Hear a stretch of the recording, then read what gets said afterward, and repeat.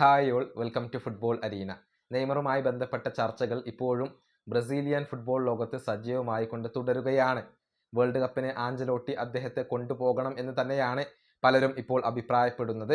പക്ഷേ ഇതിനൊന്നും ചെവി കൊടുക്കാൻ ആഞ്ചലോട്ടി തയ്യാറായിട്ടില്ല.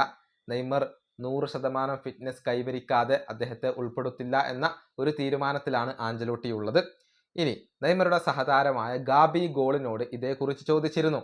അതായത് ബ്രസീലിയൻ ദേശീയ ടീമിൽ നെയ്മർ ജൂനിയർ സ്ഥാനം അർഹിക്കുന്നുണ്ടോ എന്നായിരുന്നു ചോദ്യം.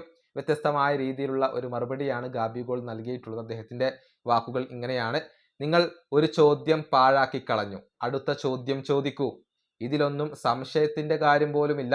ബ്രസീലിയൻ ദേശീയ ടീമിന് വേണ്ടി ഏറ്റവും കൂടുതൽ ഗോളുകളും ഏറ്റവും കൂടുതൽ അസിസ്റ്റുകളും നേടിയ താരമാണ് നെയ്മർ. അത് മറക്കാൻ പാടില്ല.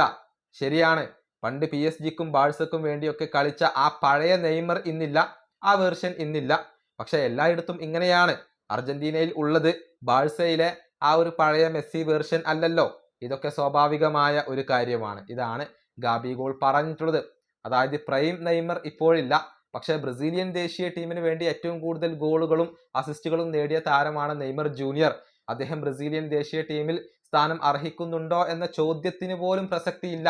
എന്തായാലും നെയ്മറെ കൊണ്ടുപോകണം എന്നൊക്കെയാണ് ഗാബി ഗോൾ ഇപ്പോൾ വ്യക്തമാക്കിയിട്ടുള്ളത്. ഏതായാലും എല്ലാം കാർലോ ആഞ്ചലോട്ടിയുടെ കൈകളിലാണ്.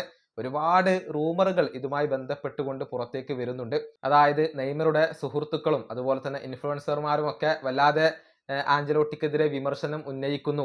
അതെല്ലാം ആഞ്ചലോട്ടിയെ ചൊടിപ്പിക്കുന്നു. ആഞ്ചലോട്ടി ഇനി ഒരിക്കലും നെയ്മർ ജൂനിയറെ പരിഗണിക്കാൻ സാധ്യതയില്ല എന്ന തരത്തിലുള്ള റൂമറുകളൊക്കെ പുറത്തേക്ക് വരുന്നുണ്ട്.